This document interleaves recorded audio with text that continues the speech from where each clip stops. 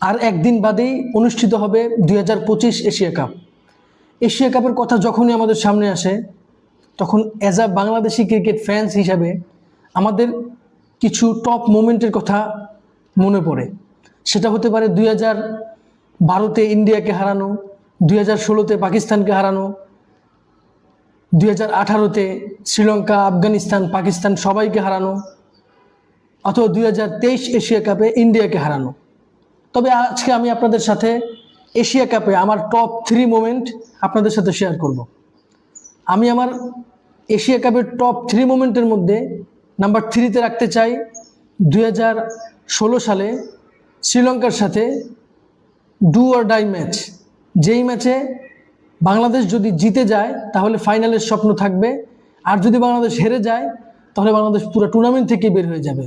ঠিক এই রকম ডু অর ডাই সিচুয়েশনে বাংলাদেশ শুরুতে ব্যাট করে, তবে টপ অর্ডার খুব তাড়াতাড়ি ডাগ আউটে চলে যায়, কিন্তু সাব্বির রহমান অসাধারণ স্টাইলিশ পাওয়ার হিটিং দুর্দান্ত ব্যাটিং করেন এবং সাব্বির রহমান 80 রান করেন, যেটা তার টি-20 ক্যারিয়ারের বেস্ট স্কোর। এবং বাংলাদেশ সেই 80 রানের উপর ভর করে ফাইট করে শ্রীলঙ্কাকে হারিয়ে দেন এবং পরবর্তীতে বাংলাদেশ ইন্ডিয়ার সাথে ফাইনাল খেলে। এটা এশিয়া কাপের চমৎকার একটা মোমেন্ট। আমি আমার টপ 3 মোমেন্টে নাম্বার 2-তে রাখতে চাই 2012 এশিয়া কাপে, যে ম্যাচে দ্য গ্রেট সচিন টেন্ডুলকার তার 100তম সেঞ্চুরি করেন এবং তখনকার ভারত 2011 সালে আইসিসি ওডিআই ফরম্যাটে চ্যাম্পিয়ন হয় এবং এশিয়া কাপ হয়েছিল ওডিআই ফরম্যাটে। সেই ম্যাচে মুশফিকুর রহিম ইরফান পাঠানকে ব্যাক টু ব্যাক লেগ সাইডে 2টা ছক্কা মারেন, অসাধারণ। এটা ক্রিকেটের অন্যতম একটা মোমেন্ট।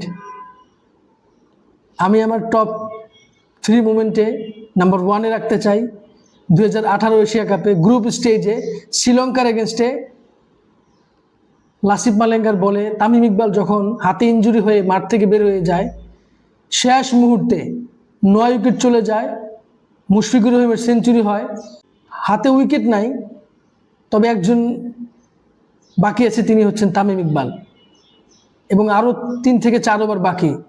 তামিম ইকবাল যদি সেই সিচুয়েশনে মাঠে আসেন, ক্রিজে নামেন, তাহলে মুশফিকুর রহিম কিছু রান যোগ করতে পারবে। তবে সবাইকে অবাক করে দিয়ে তামিম ইকবাল দেশের জন্য নিজেকে স্যাক্রিফাইস করে সেই ব্যান্ডিস ওলা হাত নিয়ে তামিম ইকবাল গ্লাভস পরে মাঠে নেমে যান এবং নেমেই একটা বল তিনি ফেস করেন। তবে তার এই স্যাক্রিফাইসের কারণে মুশফিকুর রহিম তার ক্যারিয়ারের সেরা ওডিআই ইনিংস খেলেন, 144 রান করেন, নট আউট থাকেন। এবং তামিম ইকবালের এই স্যাক্রিফাইসের কারণে বাংলাদেশ মুশফিকুর রহিমের কল্যাণে আরও কিছু রান শেষে যোগ করতে পারে এবং বাংলাদেশ এই কিছু রানের জন্যই এশিয়া কাপের গ্রুপ স্টেজের সেই ম্যাচটা জিততে পারে। এটা আমার দেখা এশিয়া কাপের one of the top number 1 moment. আপনারাও আপনাদের টপ মোমেন্টগুলো আমার সাথে শেয়ার করতে পারেন। ভিডিওটি ভালো লাগলে লাইক, কমেন্ট, শেয়ার, সাবস্ক্রাইব করবেন। ধন্যবাদ।